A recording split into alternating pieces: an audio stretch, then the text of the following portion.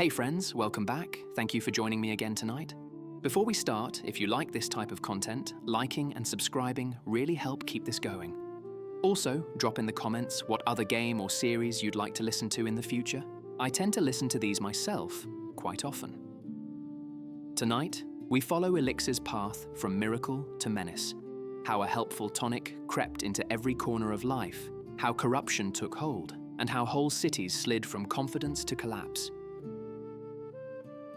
It begins simply, Elixir leaves the careful hands of hospitals and engine rooms and enters the pulse of everyday life. A few drops helped workers finish long shifts, a measured mist steadied surgeons' hands, and kept workshop tools running cooler. When the city saw what those drops could do, it wrote new rules that looked responsible on paper. Licensing for distilleries, safety officers, quotas per district. But the rules arrived after the habit. Neighborhoods had already woven Elixir into morning routines. Shopkeepers kept a vial by the ledger. Guards took a sip before night patrol. Porters dabbed it on sore wrists. It never felt like addiction. It felt like efficiency. You can hear the justification anywhere people work too many hours. If something makes me better at my job and hurts no one, why not? The why not showed up late and polite, like a guest who overstays by being charming. As extraction widened and transport routes multiplied, Elixir took on a market life of its own. Licensed wagons rolled in neat convoys, but there were also small carts that moved at odd hours, selling kitchen batch distillations warmed on stoves and tuned by ear to the hum everyone had learned to trust. Those bootleg batches looked clear enough, smelled right, and did what people expected until they carried more of the hum than the safeguards. Users slept shallow and woke with the same tune still vibrating in their skull. Quiet rooms felt crowded, silence no longer refreshed. A long corridor could feel like an audience. None of that was dramatic enough to stop business. The city got faster. The city got quieter. The city got used to not hearing itself think. At first, the authorities tried to fight black market elixir with inspections and fines, but they were auditing symptoms, not the appetite that demanded a shortcut for every task. The appetite had a new partner. The shroud, learning the patterns carried along those bottles. Anything tuned regularly becomes predictable. Anything predictable can be followed. The fog didn't need to be clever. It needed only to be patient. Convoys created a schedule. That schedule drew a line across the map where the fog could wait. Every depot became an unintentional beacon. Over time, the map and the shroud learned each other. You can trace corruption in 3 levels: body, behavior, and belonging. In the body, Elixir taken often, especially the kitchen batch kind, made small repairs too eagerly. Tissues knit slightly wrong, bones healed a fraction too smooth, and people began to prefer the comfort that came from not feeling friction. Hands steadied, but reflexes dulled in quiet. In the behavior, folks drifted toward routines that matched the hum. Workplaces lined up their tasks to the same background tone. Meals happened at odd hours if the tone said, now. Shops opened late or early, depending on whether the tuning at the nearest pylon felt right. In belonging, people divided without saying so out loud. Those who kept to Elixir's rhythm formed one kind of neighborhood. Those who resisted formed another. The first group felt efficient and safe. The second felt unfashionable and fussy. When crisis came, the second group knew where their edges were. The first group had taught the edges to round off. Street stories carry truth because they're told while doing actual work. In a riverside quarter, dockhands discovered they could unload twice as fast by keeping to the hum the distillery pipes bled into the quay. The trick worked perfect until fog began to hug the pilings, and the men who kept the tightest time lost track of where the dock ended and water began. 2 fell in. They were pulled out, alive, cold, shocked, and both said the same odd thing. The river had felt like a hallway. In a hilltop neighborhood, a baker used a tiny vial to keep dough pliable through heat waves. Her loaves were beautiful and wrong, crusts that wouldn't quite crisp, crumb that didn't quite breathe. People bought them for their look and learned to miss the sound bread makes when you tear it. That missing sound was a piece of the city's armor. Officials launched a royal investigation, though few used the formal title in daily speech. Inspectors walked routes between wells, refineries, markets, and clinics, taking notes and trying to get ahead of a problem that had already lapped them. Their reports read like practical men writing to practical superiors. Temperatures within range here, anomalies there, public mood steady, incidents contained. When they looked up from the clipboards, they could see how the mood bent in unexpected places. Schools, for instance, where children went quiet all at once when the pylon a street over tuned itself too smooth. Workshops where arguments vanished. Productivity rose, accidents rose, and laughter disappeared. They flagged neighborhoods and filed requests. Requests waited in piles grown tall by good intentions. The fog does not queue. Transformation cases began to appear in the ledgers under neat headings that didn't survive in common speech. People called them scavengers because the first ones you could clearly point to weren't monsters. They were neighbors who wouldn't leave the fog line, picking through it for better objects. These were not thieves in the usual sense. They were driven to find the most tuned things, valves that hummed just so, metal plates that felt perfect under the hand, bread that never staled. Their movements were efficient and empty, like mimicry of honest labor. They spoke less, then not at all. The longer they stayed at the edge, the more their bodies learned the tune. Skin took on a faint sheen. Hair lay too flat. Eyes tracked movement without blinking enough. When pulled into clear air, some returned to themselves in bursts. Tears, anger, embarrassment, and then, if they slipped back to the edge for just a minute, they were gone again. A pattern formed. The fog didn't need to pull.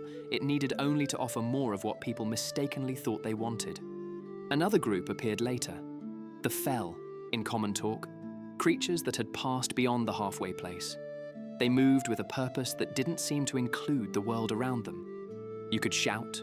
They didn't flinch. You could make noise. They didn't swivel. They responded to movement and to the rhythm of the hum.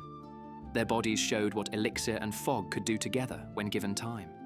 Sinew set in lines of convenience.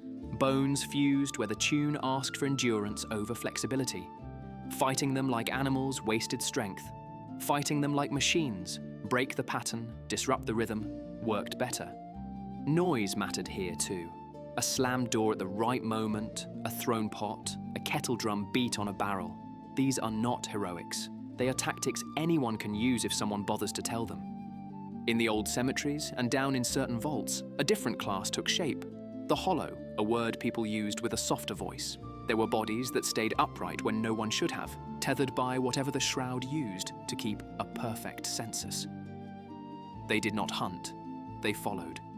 They clustered near life the way moths cluster at pains, curious, waiting, patient. They were dangerous if cornered, and tragic if left alone. The rule became simple. Don't let them follow you home. Lead them gently to a warm place, then slip away in a direction with wind. The wind still knew how to disagree with the fog. As the city's central districts faltered, the outskirts tried to hold a line with routines. Markets opened on time, even if the stalls were half full. Schools rang bells, even if the lessons paused to air out rooms more often than they used to. Clinics kept a simmer going in a back room, even when no one needed tea. These habits made mockery to those who wanted a big fix, but they kept neighborhoods real. You could tell where the line held by the sounds you heard walking down a street. Brooms on thresholds, barrel bands loosened and tightened, nails driven only to the right depth instead of until the hammer sang. Sound turned into a map. Where streets went quiet, you hurried upwind. The fall of the capital, people called it the Reach, the Spire, the Crown City, depending on their trade, was not a single day, but there was a single week everyone pointed to later. The city had leaned hard on the grid. It brightened the flame lines until nights looked unrealistic. It tuned pylons on a more frequent schedule, and in some districts let them tune themselves because free hands were needed elsewhere. Delegating that task looked smart until you walked into a square the morning after and realized the pylon had smoothed the note too far. Voices dropped, footfalls muffled, arguments stopped before starting. People called it polite air. The politeness had a cost. Nobody pushed back when the fog rolled in across the stones. In the Palace District, a reception was held to signal calm. Lamps glowed like noon. The wine didn't taste like much. Swords looked fine on belts and felt heavier in hands than usual. By midnight, a low mist hugged the parquet floors. The music kept time. That was the danger. Everything ran on time. Refinery accidents stacked like patient numbers. A valve sealed itself so well, no one could unseal it without breaking the housing. A pressure gauge refused to rise above optimal, even as the tank grew warm to the hand. An intake cage, set to a safe chord, began to hum an easier one. Technicians reverted to analog methods. Tap the gauge, listen for water where water shouldn't be, lay a bare palm on the pipe because skin lies less often than instruments do. Those who trusted their bodies walked away sooner and lived longer. The others wrote perfect reports and didn't make it to the next inspection. In that final week, the Royal Investigation published a set of recommendations that read almost domestic. Keep kitchens busy, keep doors honest, keep the market calendar regular, keep the schools noisy with the right kind of noise, keep sleep times sensible. It looked silly to people who wanted a wall or a weapon, but the people who tried it first out on the ridge towns stayed normal longer. That is worth saying simply. The towns that clung to ordinary schedules outlasted those that clung to brighter lights. You can hear the last 3 days of the capital if you listen to the small things. Day 1, merchants bring stock from the cool districts earlier than usual and find shoppers polite and indecisive. Street actors play to no laughter and pack up early. A midwife closes shutters at noon and leaves them closed while lighting 3 small lamps that crackle, on purpose, for the sound. Day 2, the river market opens on time, but half the boats stay midstream where the breeze is honest. Carters tie bells to mule harnesses. Someone leaves a sign on a pylon.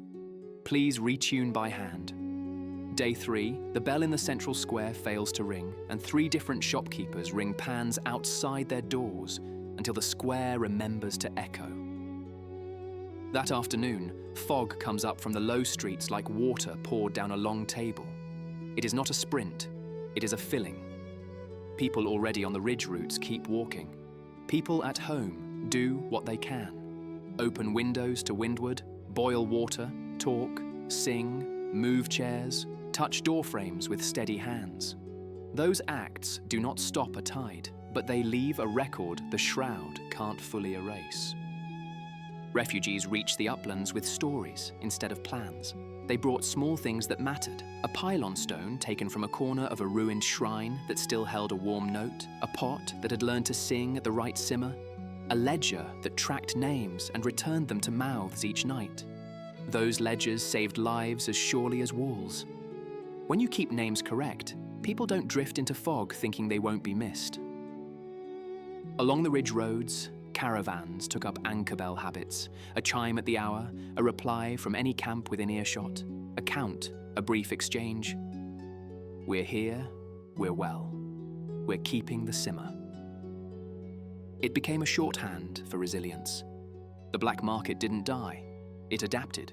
Instead of kitchen distillations, sellers tried to offer purified vials that claimed to be fog-free. Some were honest attempts to filter elixir through flame-touched stone. Those went dull and harmless. Others carried the worst of both worlds, a strong initial tune that quieted everything in a room followed by a trough where the fog walked in like it owned the place. People learned a new rule. If a product promises to make things easier without you doing anything different, it's carrying the wrong tune.